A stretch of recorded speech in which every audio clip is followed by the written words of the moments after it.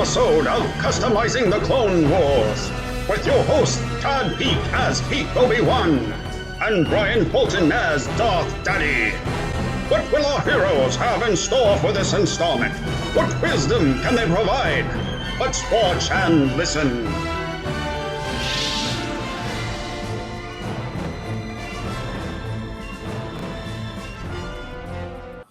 Well, hello once again, folks. Yes, this is another awesome episode of Customizing the Clone Wars. I am your host, as always, Peak Obi-Wan from Peak Obi-Wan Custom Creations on Facebook. And this is episode 54. But along with me, I can't do this alone. I have my co-host. His name is Darth Daddy. How you doing, sir? I'm doing really well. Getting to do some more Akira Kurosawa in the Clone Wars, which I always enjoy. This one is a take off of Kagemusha. It was, let's see, this one was put out. I actually have the film, so film's from 1980, and I'll just read a little short excerpt about what it's saying about the film here, and you'll be able to see from there after we read the description of the episode from the Clone Wars episode guide, how closely they are related. So, in his late color masterpiece, Kagemusha, Akira Kurosawa returned to the samurai film and to a primary theme of his career, a play between illusion and reality. Sumptuously reconstructing the splendor of feudal Japan and the pageantry of war, Kurosawa creates a historical epic that is also a meditation on the nature of power. You know, it's not really saying much about the movie. So, essentially, I'll tell you what I know. It's a bait and switch. They end up using a fake imposter to basically impersonate a ruler of that time, and basically in the episode that you're going to be watching of the Clone Wars Shadow Warrior, Jar Jar ends up impersonating what is it, Boss? It's Boss Leone. Leone. Yep. Yeah, and I think the IMDb says that on the Kurosawa film that it's a common thief, where this is kind of a different take, where it's Jar Jar. Yeah. I wouldn't say he's a common thief, right? No. He's definitely got more going for him, I guess. Yeah. So I'll just go with it here. Unless you had something else you had to say. No, we're good. Okay, so it says Padme and Anakin visit Naboo to investigate rumors that the Gungan plan to fight with General Grievous and the Separatists. They find that a Gungan minister, Richelieu, is tricking his people into joining the Separatists on orders from Count Dooku. Anakin must find a way to stop the Gungans from swapping sides. Yeah, so it's kind of plays on that same idea, and this is the guy Richelieu. He's definitely really cool. It's not the first time we've seen a bad Gungan, but he's definitely kind of very cool. I mean, I really kind of wanted to make him for this episode, but I had to really think about time management and what I could pull off in time, and he actually has a lot going on that would need to be addressed, and I don't think I would have gotten them done anywhere close to in time. Yeah. Unfortunately, we didn't do any Gungans in the Clone Wars style tonight, but definitely something I would like to get to at some point in time.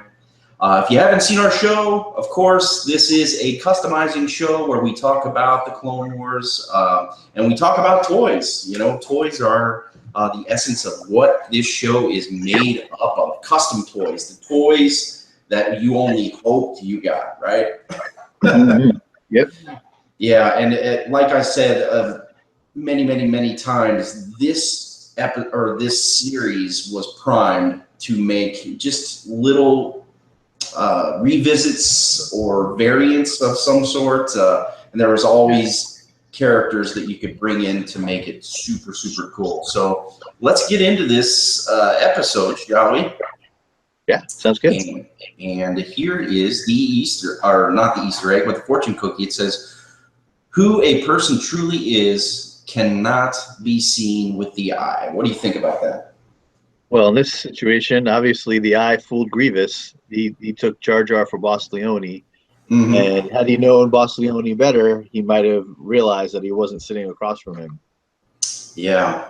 And, and even Jar Jar too. He looks at Grievous and he's just like, "Oh my gosh, who is I this can't guy?" believe I'm doing this right now.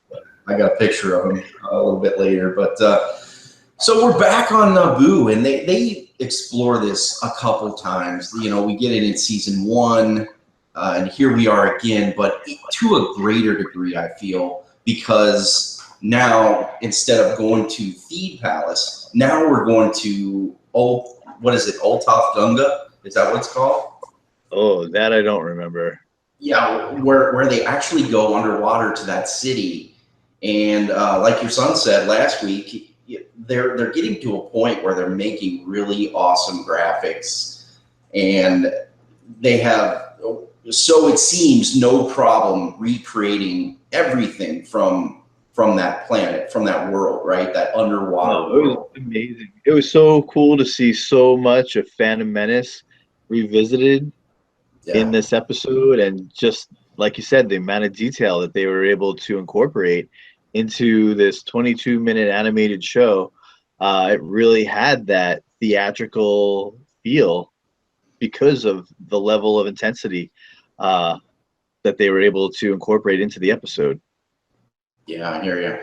And it had so many cool things. It had, of course, the bongo sub. That's something I've wanted forever, right? I Yeah, still want the bongo sub, Hasbro to make it. yeah, I don't blame.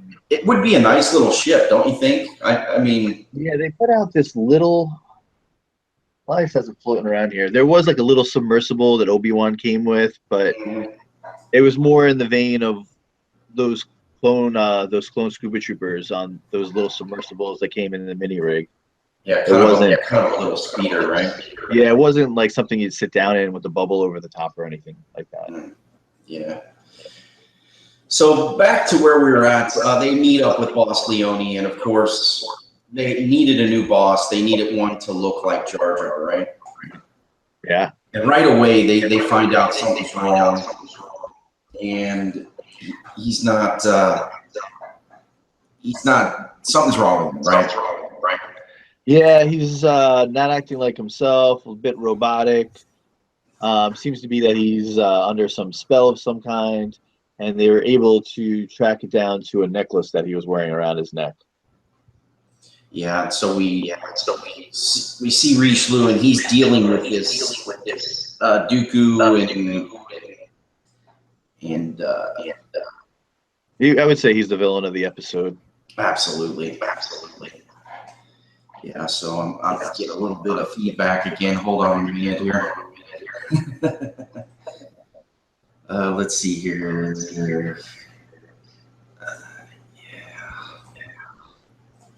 All right, sorry about that. That's a little bit better, right? Can you still hear I it? wasn't getting it on my end. I think you're only getting it on yours. Yeah. It always seems to come up every once in a while on our live show, doesn't it? Yeah, at times. I think that's something to do with YouTube. Yeah. So here we see, of course, again, Richelieu, and he's fighting with these two, and this is going to lead us to our first custom of the night. Like we said, with the revisit of Naboo, it was so cool that we see Padme in her awesome, what would you call that outfit? I guess it's what her protectors used to wear. Almost like a handmaiden outfit, right? Yeah, I would say so. Yeah, I love that they brought that back in. It's kind of like a different, just a quick change for her, but it was really fitting for this episode, right? Yeah, I just liked having Padme, back, and to see her in that outfit especially. I know myself, I've been really wanting to make a lot of different Padme figures. Even though we got really cool ones, it would have been cool to get even more than what we did receive. Mm-hmm. And I basically took it upon myself recently to take one of the older Padme figures. Actually, I'll get back to this, I guess I'm going to stop sharing for now and just kind of go over what I did to actually create this figure. So we got this first version of Padme, and what I did was I popped the head off. I took some of the, that stuff that you used to hold posters up on your wall. It's like a sticky. Yeah, ticky tack or tic tac. Yeah, like the ticky tack. Yeah. Put a little bit on the head, stuck it in like a little plastic, like, side order salsa cup. And then I ended up putting a few other things in there. But essentially after that, I poured some mold material into that cup and I made a mold. So now I could take resin. And I think this one here is the Padme one. And I can pour it in that little hole and give it about 3 to 7 minutes, and essentially I'll be able to pull out a cast of that Padme head, and then from there all you have to do is paint it up and you can basically make a brand new figure. Now I wasn't really sure if I wanted to use the Phantom Menace Padme body, or there was a 2012 version as well, and they both, I like them both. I mean, I don't know which one I like better, but I basically took that head that I made from the mold, took the cast out, painted it. I bought that Phantom Menace Padme and I cut the bun right off of the figure, of the original figure. And for the neck post, I ended up just using the regular neck post from the 2012 version. On this figure, because the figure was designed a bit differently at the time and they didn't have neck posts and ball jointed pegs. Right. I had made a mold for neck posts from that Darth Sidious action figure, and I ended up just taking that Darth Sidious neck.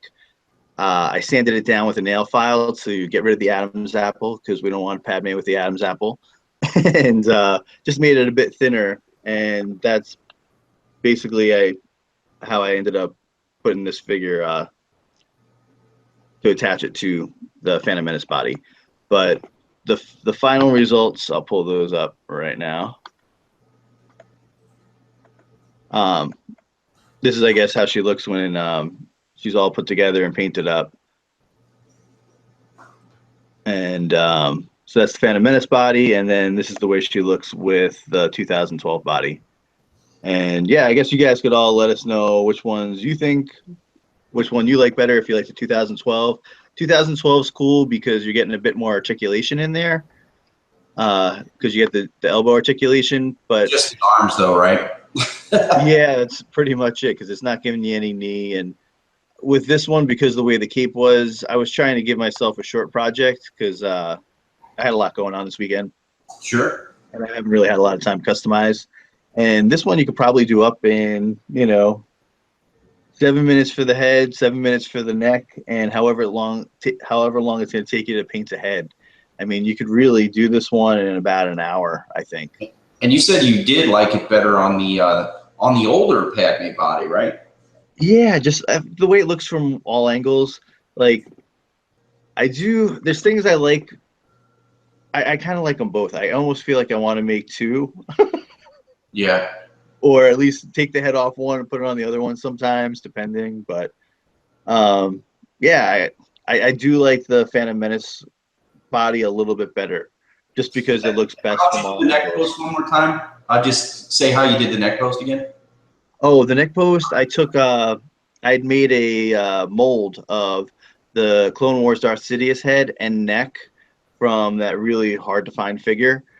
Yep. And basically for the neck post, I was like, well, I need a skinny neck. That Clone Wars Darth Sidious neck is pretty skinny, so I just poured myself a neck post with the resin that I have.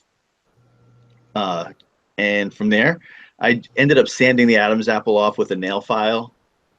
I get a bunch of them at like the dollar store, and they're great for like sanding things with your customs. And I even have some thinner ones that are like very thin. But yeah, it's a nice, quick, easy way to make Padme from the Clone Wars that we didn't get, that even addresses some nostalgia from the Phantom Menace, and since it's such a quick, easy, low-hanging fruit custom, I kind of recommend you all go out there and buy up all those old Phantom Menace Padmes that are still floating around for which is kind of cool, and they're not very expensive still. Yeah, I definitely want to make this one. I was super excited when they did this outfit. There's something about the Phantom Menace.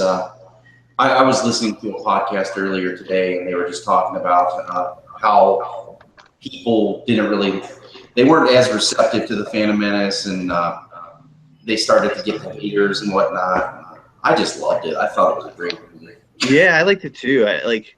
Even with the whole, as soon as I saw Jar Jar on the screen, he didn't bother me at all. I mean, I knew he was there for the kids, and it didn't faze me at all. And then all the backlash, I just thought people were kind of being brats. I never got it. Yeah, I think they shed a little bit more light on, especially in this very episode we're talking about, that Jar Jar still can save the day regardless of being kind of a goofball. Yeah. I think George Lucas said once that he was inspired by a Goofy. Maybe he was trying to appease Disney at the time, but that he was inspired actually by the Goofy character. Yeah, I always Jar Jar never bothered me ever. Yeah. So we know that, of course, Richelieu, he's made, right? Richelieu is made, and he goes and he stabs Boss Leone, this new boss that looks a little bit like Jar Jar. And there he is dying on the medical bed there. And so Jar Jar decides to take up this role, take up this mantle of being this guy to try to talk them out of joining the Separatists, right? Yep. And there's the back of her head too.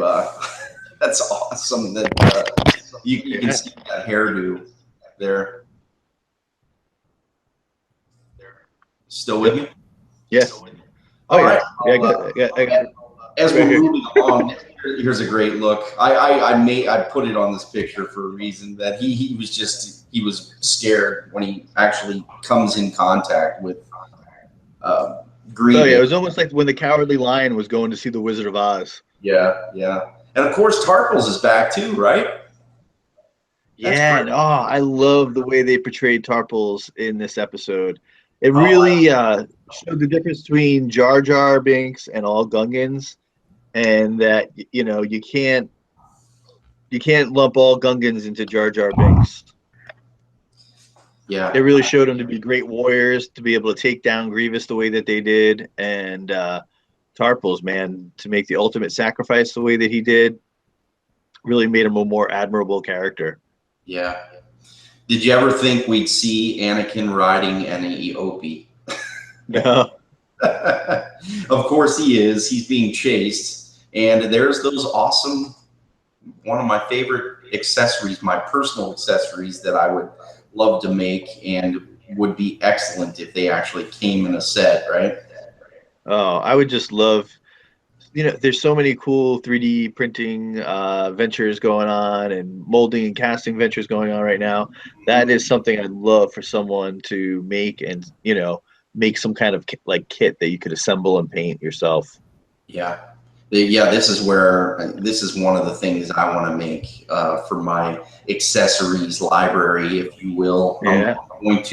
I'm really making a list, trying to ramp up kind of some of the cool accessories. We've talked so many times about, instead of having these big old build-a-guns and build-a-weapons and everything, having these sweet accessories, like a little character, these Forces of Destiny balls that come with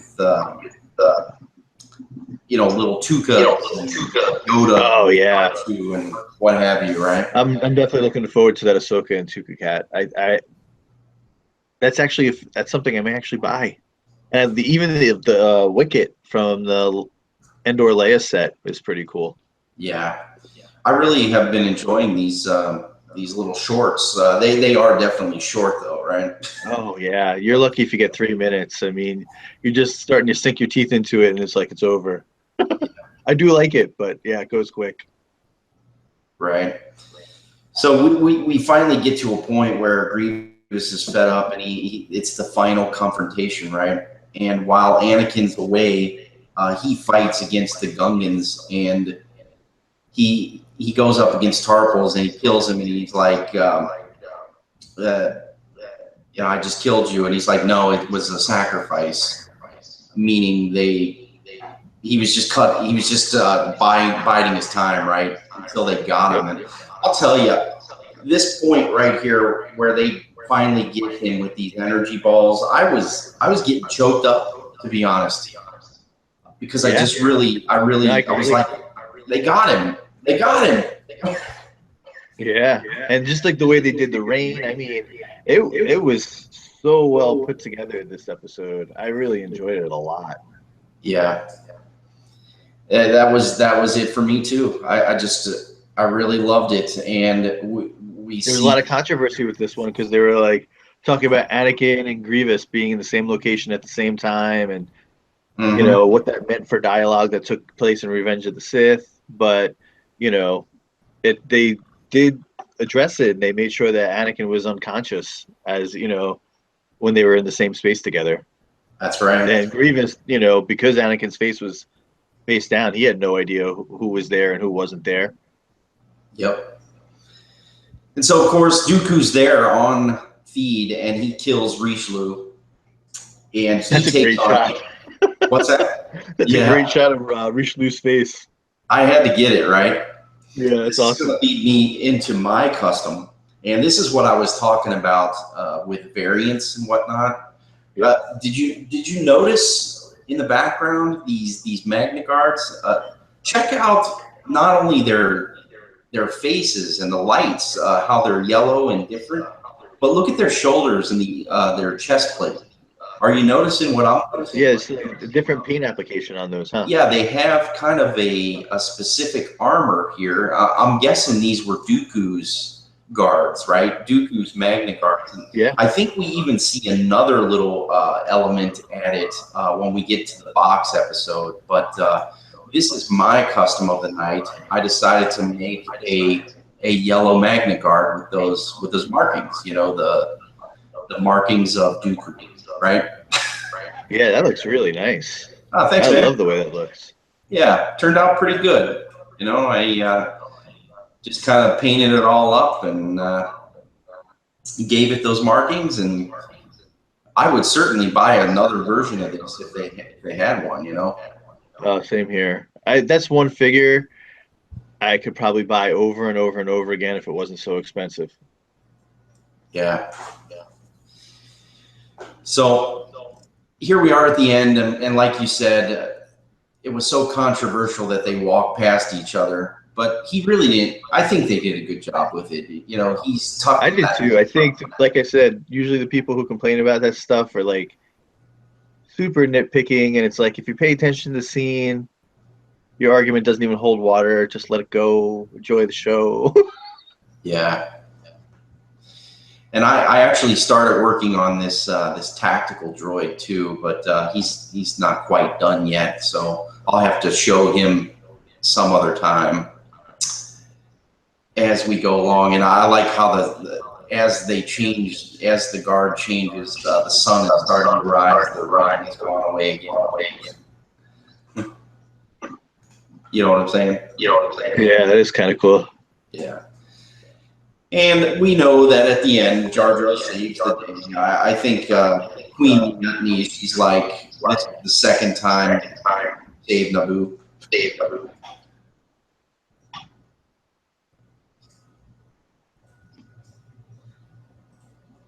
I lose you? Nope, I'm still here. Okay. And yeah, can you still hear me? Oh yeah, perfectly. All right, great. So that was our episode. That's Shadow Warrior. What an awesome episode it was. And thanks for sharing those customs. Always enjoy checking them out. When I'm not here, I'm on Facebook, PeakObi1 Custom Creations, or you can find me on Instagram at PeakObi1 Custom Figures. Where can we find you? Probably the best place to get me would be over at the Customs for the Kid blog.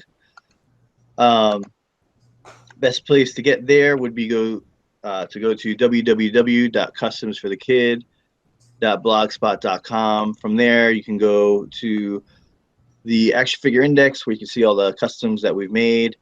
From there, you can head over to our Facebook page, our YouTube channel that you're watching us on now. If you don't want to miss any of these episodes, please subscribe.